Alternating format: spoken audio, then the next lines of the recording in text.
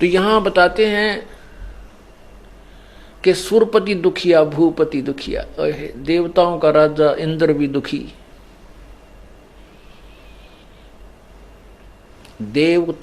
सुरपति माने देवताओं का मालिक, पति, स्वामी इंद्र। इंद्र की हिस्ट्री देखो, कभी देवता कभी राक्षस लोग स्वर्ग के ऊपर आक्रमण कर देते हैं, इंद्र स्वर्ग छोड़कर भाग गया, देवता भी भाग गए, वहां राक्षसों ने राज्य कर स्थापित कर लिया। फिर उन्होंने फिर साधना की, तपस्याएं की और फिर राक्षसों के साथ लड़े, कभी भगवान से प्रार्थना की काल से। तो ऐसे सारा जीवन उनका दुख में कहानियों से भरा पड़ा है।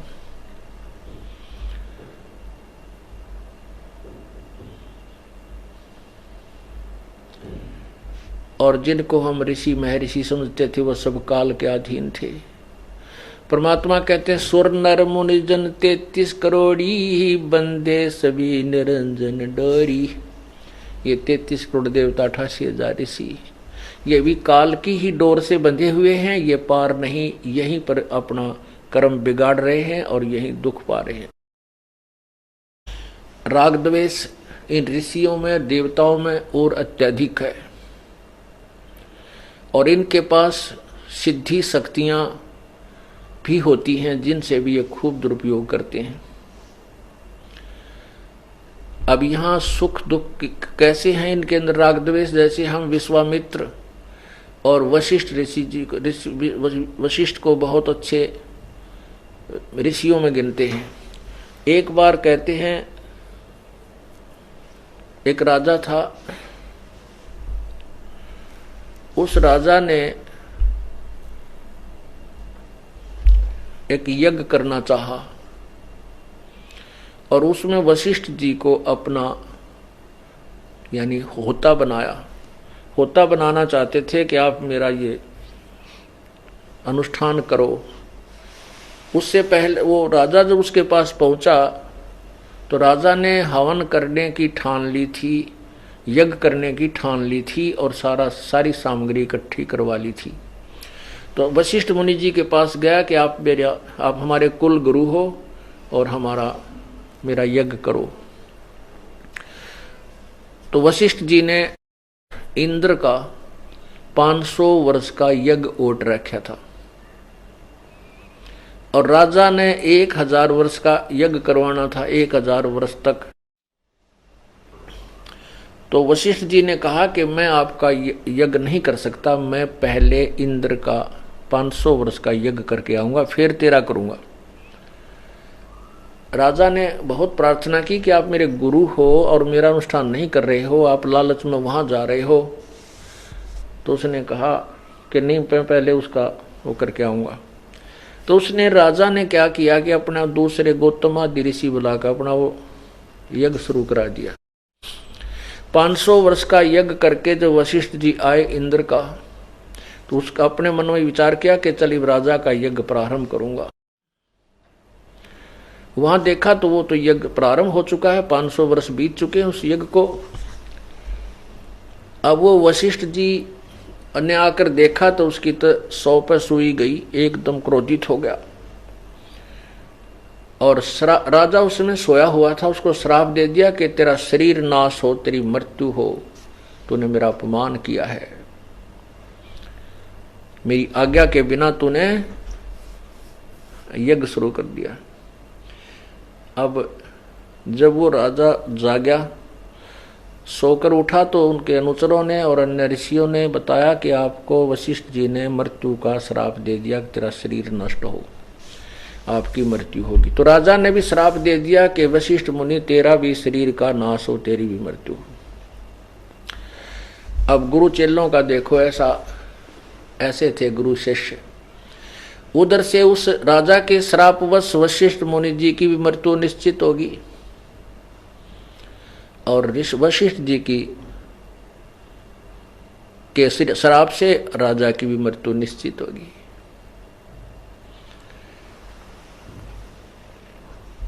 अब वशिष्ठ जी गए अपने पिता ब्रह्मा के पास।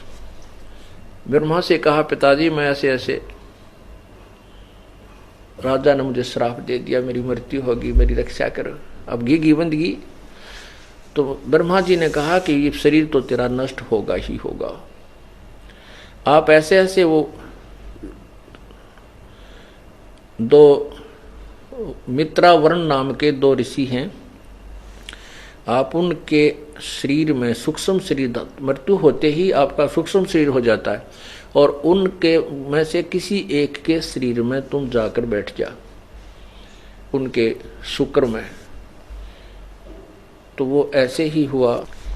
मित्रा वरुण ये दो ऋषि थे, एक ही आश्रम में एक ही उसमें रहते थे। वहां एक अप्सरा आ गई, उस अप्सरा को देखकर उन दोनों के मन में दोष आ गया और उसके साथ वो विलास करने की कहने लगे। इतना कह ही रहे थे, उस लड़की के आव भाव से वो इतने कंडम हो गए कि उनका शुक्रपात हो गया और उन्होंने एक मटके में शुक्रपात कर दिया। उससे कहते हैं फिर दोबारा वशिष्ठ जी का शरीर हुआ, एक अगस्त ऋषि का शरीर हुआ एक से। कहने का भाव ये है कि ये ऐसे ऐसे ऋषि, ये इनकी सबकी न्यू ब्रांड माटी हो रही, हम न दिखे बड़े महापुरुष, और इनके अंदर भक्ति का अंश नहीं, क्रोध नो के नो, वासना ज्यों की तो भरी परिपूर्ण रहती है। ये तो पूर्ण परमात्मा के ज्ञान से, सुमरण भक्ति से ही ये हमारे विकार नॉर्मलाइज होंगे, जो सत्य साधना आपको प्राप्त होगी। साथ में कबीर परमात्मा मन का जो अंकुश रखता है, उस परमात्मा के सामने ये काल, ये मन है जो ये काल है, काल का अंश है, ये काल परमात्मा से ही हचकता है और किसी से नहीं। ऐसे ही थे। जैसे फिर विश्वामित्र और वशिष्ठ जी जब इकट्ठे होते थे तो विश्वामित्र को वशिष्ठ जी कहते थे आओ राजऋषि, वो कहता था तो मुझे ब्रह्म ऋषि कहा कर, राज ऋषि मत कहा कर, क्योंकि विश्वामित्र ने पहले राजा था विश्वामित्र, फिर उसने राज त्याग करके वो ऋषि बन गया था, लेकिन उसके अंदर फिर भी राजसी ठाट पाट के कुछ अंश शेष थे, इसलिए वशिष्ठ जी उसको राज ऋषि कहते थे। इसी द्वेष में विश्वामित्र ने वशिष्ठ जी के 100 पुत्रों की हत्या कर दी। बताओ, इनको ऋषि कहें या राक्षस कहें या कसाई कहें। पुण्यात्माओं, जब तक हम परम पिता कबीर परमेश्वर की शरण में नहीं आवांगे, ना तो हम ऋषि बन सकते, ना हम संत भगत कवा सकते, क्योंकि 1 मिनट में ना जानियो के बिजली करवा दे और के करवा दे। तो जैसे भगवान शंकर जी ने यही समाधान ढूंढा कि पार्वती ने मेरे को धोखा दिया और मैं पार्वती पर अटूट विश्वास करता था कि मेरी प्रियतम है और मेरे साथ कभी भी झूठ नहीं बोलेगी, मेरे साथ कोई भी छल नहीं करेगी। इसने भी छल कर दिया, इसलिए उसने सोचा कि मैं अपने काम वासना को नष्ट कर लूं। 88,000 वर्ष तक उसने विषय वासना को नष्ट करने के उद्देश्य से तप किया, साधना की, समाधि लगाई, और उसने मान लिया कि तेरा जो है वासना खत्म होगी। अब वो खूब घूमता फिरता है, मस्त हो गया कि अब तेरे ऊपर कोई असर नहीं होना, ना विषय वासना प्रभावित होगी, ना स्त्री की आवश्यकता पड़ेगी, शादी करवाऊंगा को नहीं। तो कुछ दिनों के बाद काल ने तो ये है, इसका हाथ में रिमोट है और वो चाहता है अगर ये सभी ऐसे रहने लग गए तो तेरे लिए खाने के लिए संतान उत्पत्ति कैसे होगी। उसने भगवान शंकर के मन में प्रेरणा कर दी कि मैंने सुना है कि जब सागर मंथन हुआ था तो देव राक्षसों ने अमृत का कलश ले लिया था और भगवान विष्णु जी ने एक सुंदर स्त्री का रूप बना करके उनसे वो कलश और उनको शराब दे दी थी और कलश छीन लाए थे। तो उस समय भगवान कितने सुंदर लग रहे होंगे स्त्री के रूप में। भगवान का वो रूप मैं नहीं देख सका क्योंकि मैंने, शंकर भगवान कह रहे हैं कि मैंने उस समय विष पान कर लिया था और उसके गंगेड़े में, उसके नशे में मैं देख नहीं सका। इस उद्देश्य से देख काल कैसे चाल से चलता है, और पहुंच गया श्री विष्णु जी के पास। विष्णु जी से प्रार्थना की कि मुझे आप अपना वो रूप दिखाओ, मैं देख नहीं सका था। विष्णु जी ने बहुत मना किया पर नहीं माने। तो भगवान ने, श्री विष्णु ने फिर वो एक सुंदर लड़की का रूप बनाया, तो वो भगवान शिव जी के अंदर वो दोष नो के नो फिर व्यापक हो गए, और उस लड़की को प्राप्त करने के लिए उसके पीछे पीछे जंगल में सपीटता चल पड़ा, और वहां हाथ पकड़ लिया। हाथ पकड़ते ही भगवान विष्णु अपने उसी रूप में आ गए, तब शर्मिंदा हुए। तो यहाँ परमात्मा कहते हैं, यहाँ काल सबको नाच नचा रहा है, यहाँ के भगवानों की भी यह दुर्गति है। तो आप कौन से कहते हैं, कुरंग, बरहंग, सरंग और पतंगा, इंद्री एक ठग्यो 30 अंगा, तुम रे संग पांचों प्रकाशा, ये योग युगत की झूठी आशा। एक एक विकार होता है, जैसे शब्द का विकार होता है इसमें, मृग हिरण में। वो कान का शब्द यानी मीठी आवाज सुनने का इतना जो है आदि होता है, उसके इतना वश है कि शिकारी जो होते हैं वो एक प्रकार का ऐसी सुरीली सी आवाज निकालते हैं एक यंत्र से, जो उस हिरण को बहुत प्यारी लगती है, और उस आवाज को सुनकर उस शिकारी की तरफ ही चल पड़ता है, और वहां जाकर के उसके सामने ऐसे गर्दन रख देता है, और शिकारी उसको पकड़ लेता। उसके बस की बात नहीं, उस मृग के बस की बात नहीं, वो इतना वश है उस सुरीली आवाज सुनने के। फिर हाथी जो होता है वो, उसमें विषय वासना बहुत होती है। शिकार जो पकड़ने वाले, हाथी पकड़ने वाले क्या करते हैं, एक बहुत लंबा चौड़ा सा गड्ढा बना देते हैं, 7-8 फुट चौड़ा, लंबा खूब 150 फुट लंबा, और उसके ऊपर छत दे देते हैं बोदी लकड़ियों की पतली पतली सी, और उसके ऊपर घास मिट्टी डालकर ऐसा घास जमा देते हैं सामने पता ना लगे, वही ताज़ा घास उसके ऊपर लगा देते हैं मिट्टी में। और उनके पास एक ट्रेंड आथनी होती है, उस आथनी को वो उस हाथियों के झुंड में भेज देते हैं।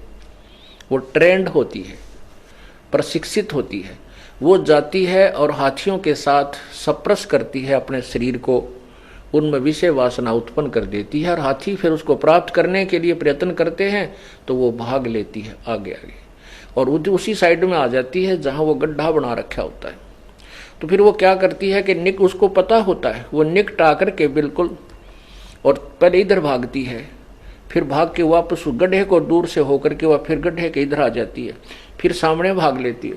तो हाथी उसके साथ चलते हैं, जब वो वापस आती दिखती है तो सीधे चल पड़ते हैं, वो सीधे। वो तो इतने अंधे होते हैं, उन्हें आगे दिखाई नहीं देता कि आगे किस पर, नहीं तो हाथी बड़ा सूंघ का कदम रखता है, कहीं कोई गड्ढा दलदल ना हो, बड़े ध्यान से अपने सूंड से या दृष्टि देखता चलता है।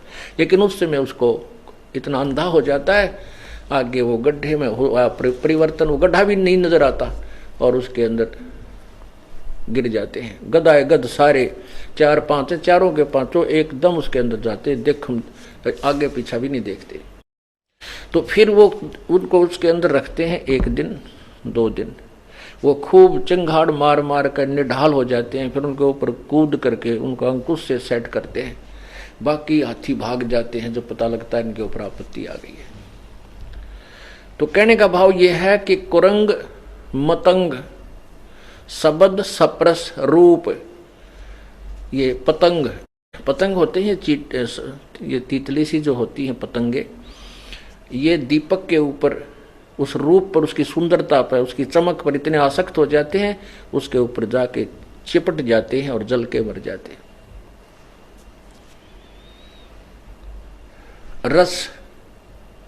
रस ये जीभ का स्वाद मछली में। मछली पकड़ने वाले क्या करते हैं, वो मच्छी पकड़ने वाले क्या करते हैं कि एक मांस का टुकड़ा एक हुक में टांग लेते हैं, कांटे में लोहे के, तीखी, वो आगे से उसका तीखा जो है ना नोकीला होता है सिरा, तो उसको धागे से बांधकर उसमें डाल देते, और मछली भाग कर आती है उसके ऊपर ऐसे अपने मुंह में डाल लेती है। मुंह में डालते वो ऐसे झटका देते हैं, वो मछली के ऐसे मुख में फंस जाता है वो नोकीला हुक, वो कांटा और उसको बाहर पटक देते हैं, तड़प तड़प कर 2 मिनट में मर जाती है।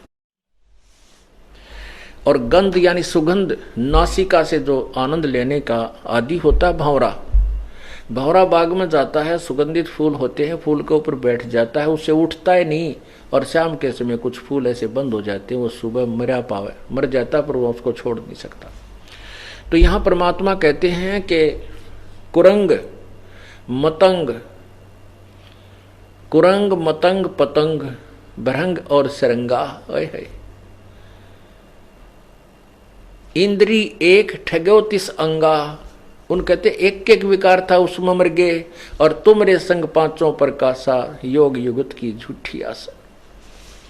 तो बनावटी बात करते हो कि बड़ा योग युगत हो गया, साधना करता है, बड़ा विकार जीते बैठा है, उसने ना जीत रखा टट्टू भी। कहते हैं विकार मरे मत जानियो जो भूबड़ में आग।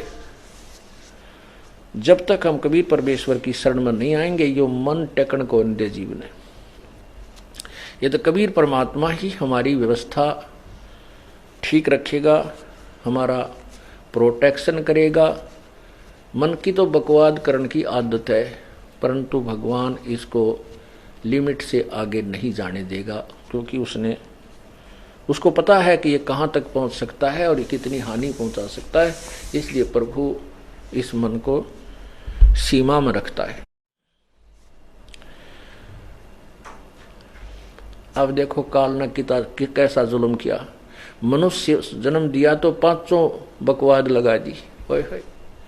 गाने सुन की आदत मारे में, अच्छी सुगंधित खुशबूदार तेल त्याल छिड़कन की बीमारी मारे में, सुंदर रूप देख लिया उस पर आसक्त उनकी बीमारी मनुष्य में, यानी हर प्रकार की बकवादें। कबीर परमात्मा कहते हैं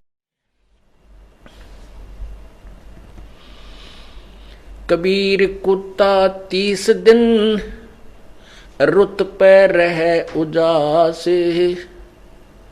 कामी नरकुता सही ये 6 ऋतु 12 मास। परमात्मा ने मनुष्य को कुत्ते से भी बदतर जीव बताया है। कहते हैं कुत्ता तो 30 दिन ऋतु के ऊपर ही उसके अंदर उत्तेजना होती है विकारों की, और कहते कामी नरकुता से 6 ऋतु 12 मास। इस मनुष्य के अंदर ये भी विकार कोई समय ही नहीं दिया। तो परमात्मा कहते हैं कि इतने विकार, इतना आपके ऊपर काल ने जाल फैला रखा है, तुम समझते नहीं। ये काल का एक सुनियोजित षड्यंत्र है। कबीर परमात्मा ने आकर के हमें बताया है। अब उन्होंने बता भी दिया है और हमें हमारा सहयोग नहीं देंगे तो हम यूजलेस हैं। जिससे ज्ञान भी हो जाए हम कुछ नहीं कर सकते, ना किसी विकार को कंट्रोल कर सकते, जब तक परमात्मा की मदद, उसका अंकुश इस मन के ऊपर नहीं रहेगा। अंकुश रहेगा, उसकी मर्यादा में रहेंगे, इस नाम का जाप करेंगे, सुबह शाम दोपहर की सब अपनी क्रियाएं करेंगे और नेक नीति से रहेंगे, तो परमात्मा इस काल के जाल से हमें बचाएगा। तो क्या बताते हैं भाई, साच कहूं तो जगना माने, या झूठ कही ना जाई हो। साच कहूं तो जगना माने, या झूठ कही ना जाई हो। ब्रह्मा विष्णु ये शिव जी दुखिया, जिन ये राह चलाई हो, जिन ये राह चलाई हो। अब ब्रह्मा दुखी, विष्णु दुखी, शिव जी दुखी। अब भगवान विष्णु के अवतार श्री राम और कृष्ण आए थे,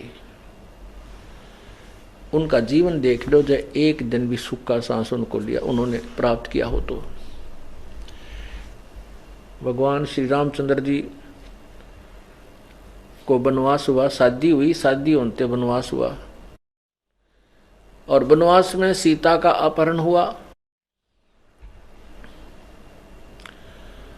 और जब ना जाने कितने सेना मरी, बहुत दिन तक संघर्ष रहा, हाहाकार मचा रहा, सीता के वियोग में विलाप श्री रामचंद्र जी का।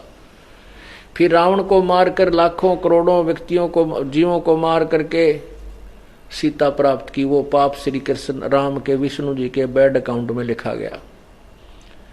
फिर सीता जी घर पर आई, एक धोबी के कहने तक श्री राम ने निकाल दी। अंतिम श्वास तक सीता कहीं राम कहीं।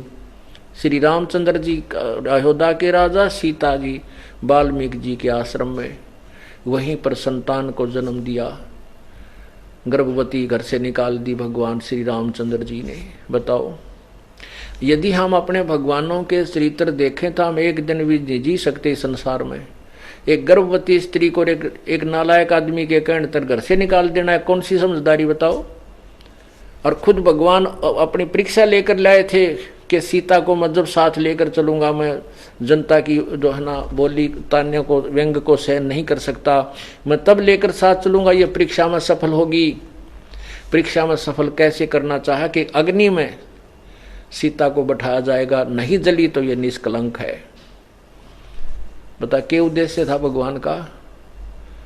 ये उद्देश्य था कि इसने मार दूं, मर जा, जल के खत्म हो जा, नहीं तो लोग तुझे जीने नहीं देंगे। लेकिन वो नहीं मरी क्योंकि वो निष्कलंक थी। अब नहीं मरी तो वहां आकर के पक्का सबको ये हो गया कि बड़ी सीता जी सती हैं, इनमें कोई इसने रावण से कोई संपर्क नहीं किया, इसलिए अग्नि ने इसको जलाया नहीं। भगवान भी प्रसन्न हुए। और घर आकर के एक दो वर्ष के बाद किसी व्यक्ति ने कह दिया अपनी पत्नी को, घर से एक धोबी की पत्नी एक दो दिन घर से बाहर रहेगी, लड़ाई झगड़ा हो गया और रूठ कर चली गई कि तो अपने रिश्तेदारों के, फिर वापस आ गई। वो उसको कूट रहा रात्रि में कि निकल जा घर से, मैं राजा दशरथ का लड़का जो ना रामचंद्र की नहीं हूं कि जो 12 वर्ष तक रावण के पास रही, सीता को स्वीकार कर लिया, मैं तुझे नहीं अपने घर में रहने दूंगा, तू उल्टा है, तू बता रात को कहाँ रही 2 रात। वो कह रही मैं अपनी रिश्तेदारी में गई थी, वहां पता कर लो। तो रामचंद्र जी गुप्त भेष बना करके अपने अयोध्या में नगरी में घूम रहे थे। उन्होंने ये वार्ता सुन ली और अगले दिन अपनी पत्नी को उस धोबी की वार्ता सुनकर निकाल दिया घर से। बताया क्या बात हुई भाई। और फिर क्या हुआ कि अंतिम सांस तक सीता कहीं और वो कहीं, दोनों का मिलन नहीं हुआ।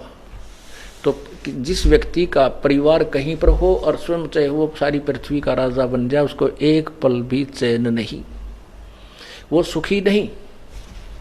फिर श्री कृष्ण जी का जीवन देखो, जेल में जन्म हुआ, मामा शत्रु हो गया, कभी जरासिंह मारने जा रहा है, कभी कोई, कभी पूतना, कभी केसी राक्षस, कभी चाणोर, और कभी काल्यावन चढ़ाई कर रहा है। मथुरा भी छोड़ करके भगवान समुद्र में पहुंच गए। मथुरा से कई हजारों किलोमीटर दूर, कि यहाँ ना कोई आवेगा ना कोई हमसे झगड़ा करेगा। द्वारिका का अर्थ होता एक द्वार वाली नगरी। वो समुद्र के टापू पर जाकर के शेष जीवन वहां जिया। और वहां पर भी अंत में क्या हुआ कि दुर्वासा के श्राप से पूरा यादव कुल नाश हो गया। श्री कृष्ण जी के भी पैर में तीर मारा, जहर से बुझा हुआ। किसने? एक जब रामचंद्र के रूप में विष्णु जी अवतरित थे, उन्होंने सुग्रीव के भाई बाली को मारा था धोखा देकर, एक वृक्ष की ओट लेकर के। अब उस बाली को धोखे से मारा हुआ, टिट फॉर टैट यानी अदले का बदला देना पड़ा। वही बाली वाली आत्मा तो शिकारी बना और वो रामचंद्र वाली आत्मा श्री कृष्ण था। उस बाली ने उसके पांव में तीर मारा उस शिकारी ने, और भगवान श्री कृष्ण की हत्या हुई, मृत्यु हुई। तो परमात्मा कहते हैं मैं साच कहूं तो जग ना माने कि ब्रह्मा विष्णु महेश अमर नहीं है। ब्रह्मा विष्णु महेश ये यहाँ के जो ना आपको मोक्ष नहीं दे सकते, ये पूर्ण शक्ति नहीं है। कहते ये कहूं तो यू जग सिर फोड़े, और झूठ में कह नहीं सकता। साच कहूं तो जग ना माने, झूठ कही ना जाई हो। ये ब्रह्मा विष्णु शिव जी दुखिया, जिन ये राह चलाई हो, जिन ये राह चलाई हो।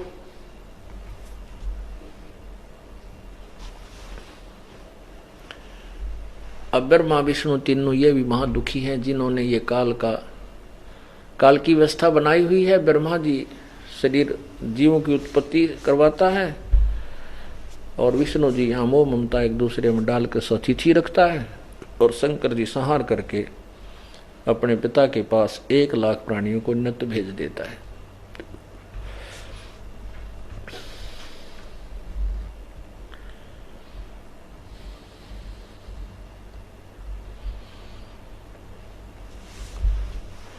तो परमात्मा कहते हैं कि इसको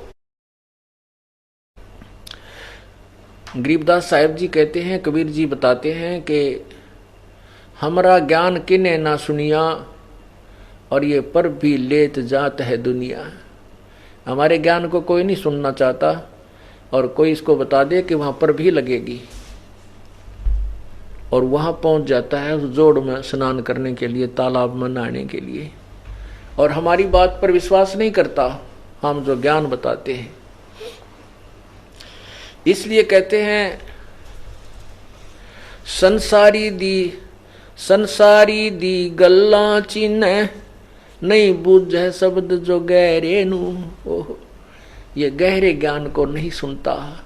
ये जो वचन हम बोलते हैं, शब्द हम बोलते हैं, गहरा अच्छी तत्व ज्ञान सुनाते हैं, इसको नहीं सुनता और संसारिक लोगों की बातों को तुरंत मान लेता है। मुर्दों से ती प्रीत लगावे ना जाने सतगुरु मेरे नू। जैसे क्या पूजाएं देखी हमने, कोई कहता है हम बाबा हरिदास जी की पूजा करते हैं, कोई कहते हैं हम बाबा गरीबदास की पूजा करते हैं, कोई किसी खेड़े वाले बाबा की, कोई गांव में जोड़ वाले बाबा की है, कोई किसी की पूजा करते हैं, जबकि वहां कोई बाबा नहीं, वो तो जा चुके महापुरुष। उनकी जब कोई संत किसी गांव नगर में रहता था, किसी तालाब पर या कहीं पर भी, तो वो उस समय कुछ भक्ति युक्त था, कुछ पूर्व जन्म की भक्ति थी, कुछ वर्तमान में तप ताप करके सिद्धियां प्राप्त कर लेते हैं। उसके आधार पर वो किसी के गांव में 2-4 व्यक्तियों को अपनी जेब से लाभ दे देता है और वो फिर मृत्यु को प्राप्त हो जाता है, फिर उसके अनुयायी बन जाते हैं।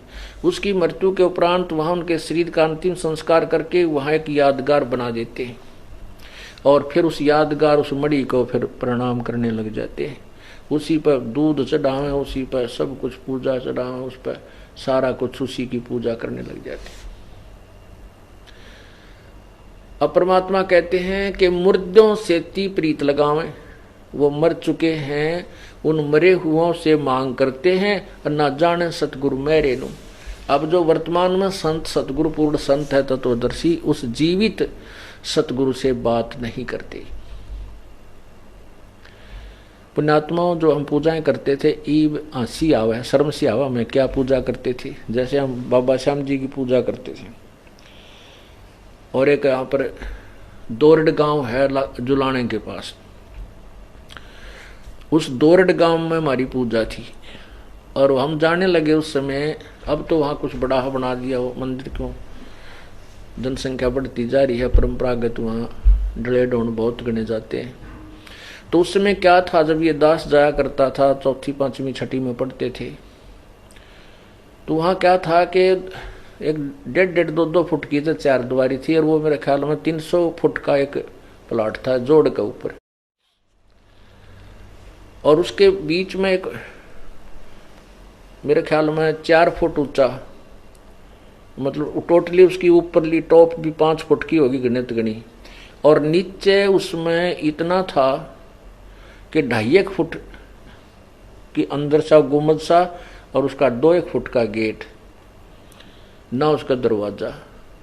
और वहाँ जाते थे, कोई गुड़ चढ़ा देता, कोई दाने डाल देता, एक जोत ले जाते आली सूखी करके वह ला देते कि तो लाते लाते वह बुझ लेती।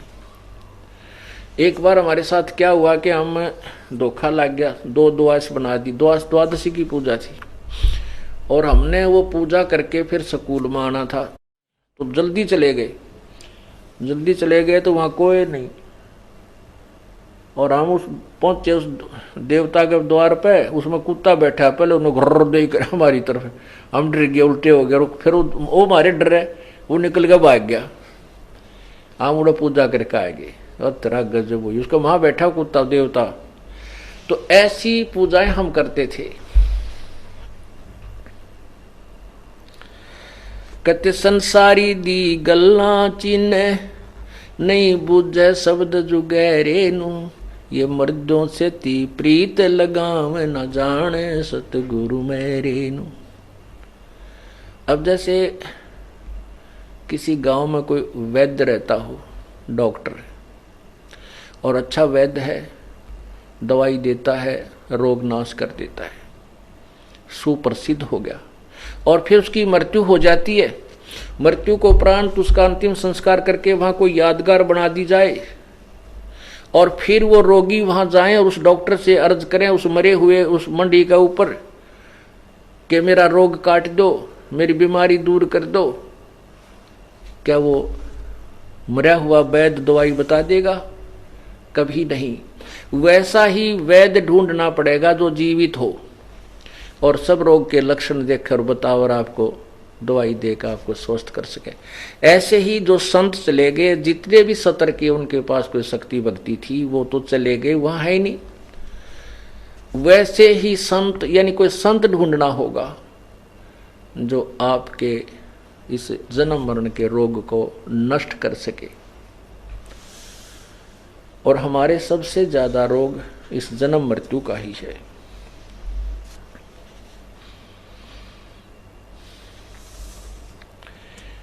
अब क्या बताते हैं, ये आत्मा रोती है और कहती है, मैं तो दे दी है बालम याणे नू, मैं तो दे दी है बालम याणे नू, मैं तो दे दी है बालम याणे नू, मैं तो दे दी है बालम याणे नू।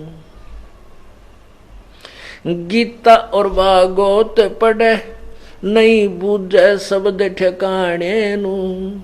गीता और भागवत पढ़े, ना बूझे शब्द ठिकाने नू।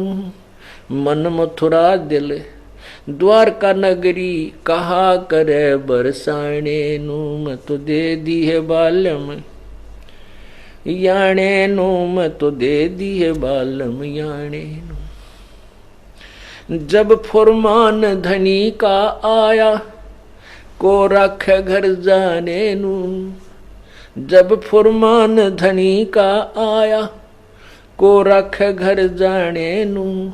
जा सतगुरु का शरणा लीजे, मिटे जम तलबाने नू। मैं तो दे दी है बालम याणे नू, मैं तो दे दी है बालम याणे नू। मैं तो दे दी है बालम याणे नू, मैं तो दे दी है बालम याणे नू। गीता और भागवत पढ़े, नहीं बूझे शब्द ठिकाने नू। गीता और भागवत पढ़े, नहीं बूझे शब्द ठिकाने नू। मैं तो दे दी है बालम याणे नू, मैं तो दे दी है बालम याणे नू।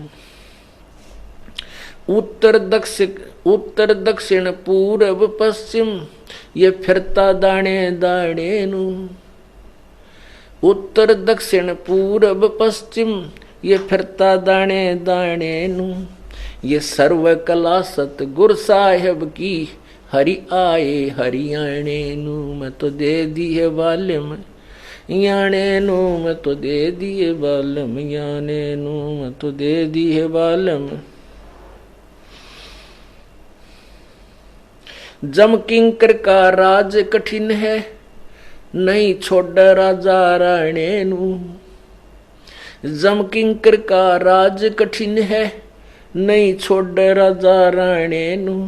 या दुनिया दा जीवन झूठा, ये भूल गए मर जाने नू। मैं तो दे दी है बालम याणे नू, मैं तो दे दी है बालम याणे नू। शील संतोष विवेक विचारो, ये दूर करो जुल्माने नू। शील संतोष विवेक विचारो, दूर करो जुल्माने नू। ज्ञान दारा से ध्यान की तुरिया, कोई जाने पान रिसाणे नू मत दे दी है बालम, याणे नो मत दे दी है बालम, याणे नो मत दे दी है बालम, याणे नो मत। महल कपट सतगुरु ने खोले, अमी महार सिखाने नू, महल कपट सतगुरु ने खोले, अमी महार सिखाने नू, गरीब दास सुन भंवर उड़ावे, गगन मंडल रम जाने नू, मैं तो दे दी है बालम, याणे नू मैं तो दे दी है बालम, याणे नू मैं तो दे दी है बालम। महल कपाट सतगुरु ने खोले, अमी महार सिखाने नू, महल कपाट सतगुरु ने खोले, अमी महार सिखाने नू, गरीब दास सुन भंवर उड़ावे, गरीब दास सुन भंवर उड़ावे, गगन मंडल रम जाने नू, मैं तो दे दी है बालम, याणे नू मैं तो दे दी है बालम, याणे नू। अब क्या बता रहे हैं कि आत्मा भगवान से शिकायत कर रही है कि भगवान मैं तो इस मन अनजान के साथ बांध दी, ये काल ये मन मेरा हमारा नकली पति बन बैठा, और इस नकली ने सारे नकली काम अच्छे लगते हैं, ओरिजिनल काम से दूर भागता है। तो क्या बताते हैं, गीता और भागवत पढ़े, ना बूझे शब्द ठिकाने नू, होय होय। कहते गीता भी पढ़ते हैं, ये भागवत पुराण भी पढ़ते हैं, भागवत देवी पुराण भी पढ़ रहे हैं, लेकिन ना बुद्ध शब्द ठिकाने नू। जैसे गीता जी अध्याय नंबर 25 से लेकर 34 तक स्पष्ट किया है कि कोई तो साधना ऐसी करता है, कोई ऐसे करता है, कोई देवताओं की पूजा करता है, कोई योग को से ही अपना संतुष्ट है, कोई हवन करता है, कोई प्राणायाम आदि करके ही अपनी मोक्ष मानता है। ये सभी क्रियाओं को पाप नाशक मानते हैं, जानकर कर रहे हैं। लेकिन परमात्मा के द्वारा गीता जी अध्याय नंबर 4 के श्लोक 32 में स्पष्ट किया है कि उस परमात्मा ने जो अपने मुख्य संपूर्ण परमात्मा ने सच्चिदानंद परमात्मा ने अपने मुख कमल से जो अपना मुख्य ज्ञान यानी तत्व ज्ञान में जो वर्णन किया है, उसमें बहुत विस्तार से दिया है कि ये ना करने की, ये इनसे कोई लाभ नहीं होने का, और उस ज्ञान को तू तत्वदर्शी ऋषियों के संतों के पास जाकर सुन और उनसे अपना मोक्ष प्राप्ति का मार्ग पूछ। तो कहते हैं गीता जी पढ़ते हैं पर इस श्लोक के ऊपर ध्यान नहीं देते, उस नाबूद शब्द ठिकाने नो, उस वास्तविक मार्ग को, उस ज्ञान को, उस मंत्र को नहीं टटोलते, ना बूझते, ढूंढते नहीं कि ये कहाँ से, ये गीता में जो ज्ञान दिया है कि उस संत को की खोज करो। इसे सिद्ध हुआ कि गीता जी का ज्ञान इनकम्प्लीट है, इसे मोक्ष हो ही नहीं सकता, और फिर भी इसी के ऊपर चिपके रहे हम।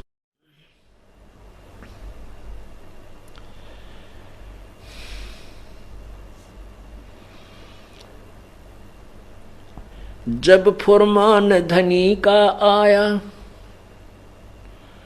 को रखे घर जाने नू।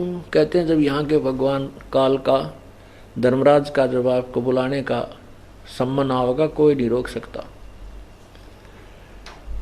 आपको नहीं रोक सकते, कोई नहीं रोक सकता, चाहे तुम ब्रह्मा की पूजा कर, चाहे विष्णु की, चाहे शिव जी की। एक बार बताते हैं कि एक ऋषि को किसी भविष्य वक्ता ने बता दिया कि आपकी आयु 5 दिन शेष है।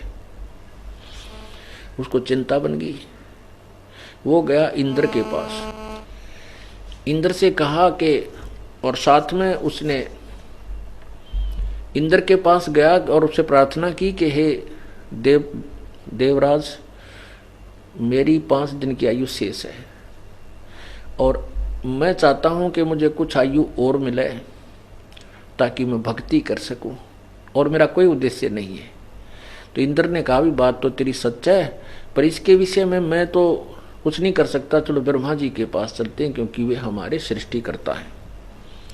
लेकिन इतना ज्ञान है तो वो दोनों जने, इंद्र भी और वो ऋषि भी, ब्रह्मा जी के पास गया, सारी कथा सुनाई। ब्रह्मा जी बोले भाई उद्देश्य तो संत का बिल्कुल ठीक है, ऋषि का, ये कोई स्वार्थवश तो एक्सटेंशन मांगता नहीं, बस अपने भक्ति के लिए मांग रहा है, पर मेरे पास इसका कोई समाधान नहीं, विष्णु जी के पास चलते हैं। अब विष्णु जी के पास गए।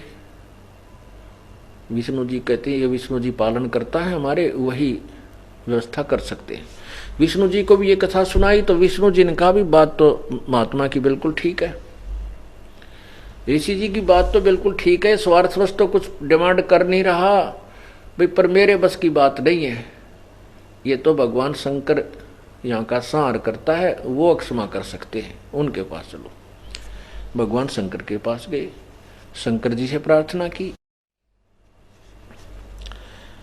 अब शंकर जी ने भी सुनी सारी कथा, वो भी सहमत हो गए कि बात तो ठीक है, क्योंकि ऋषि जो है अपने स्वार्थवश से नहीं एक्सटेंशन चाह रहा जीवन की, वायु वृद्धि नहीं चाह रहा है, तो केवल परमार्थ के लिए चाह रहा था, इसमें कोई दोष भी नहीं। परंतु मैं कुछ नहीं कर सकता, मैं तो उसी को मारता हूं जो ऊपर से आदेश आता है।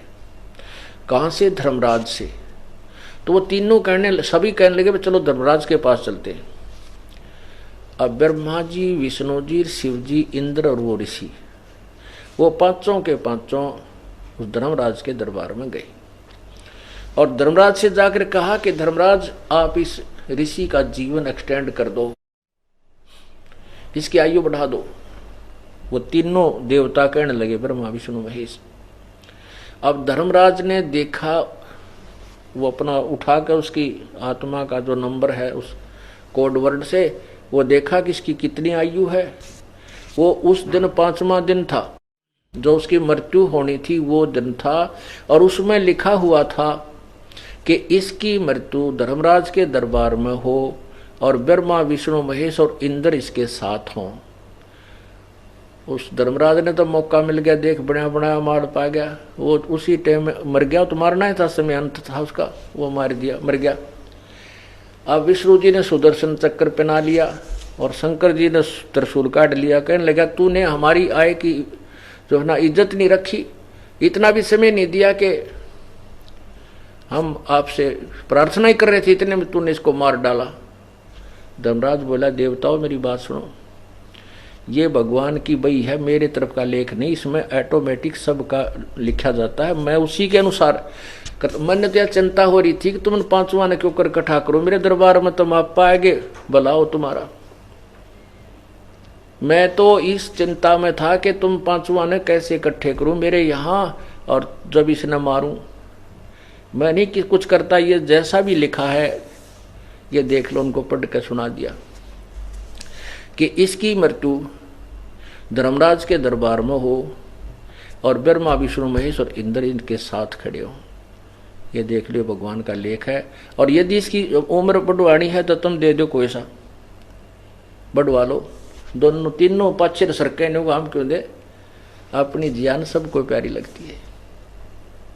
तो क्या बताते हैं, जब फुरमान धनी का आया को रखे घर जाने नू, और जा सतगुर की मैं बलिहारी जो मेटे जम तल बाणे नू, मैं तो दे दी है बालम याणे नू, मैं तो दे दी है बालम याणे नू। कहते मैं तो सतगुर के ऊपर बलिहारी हूं जो इस काल के इस संबंध काट दे, खत्म कर दे।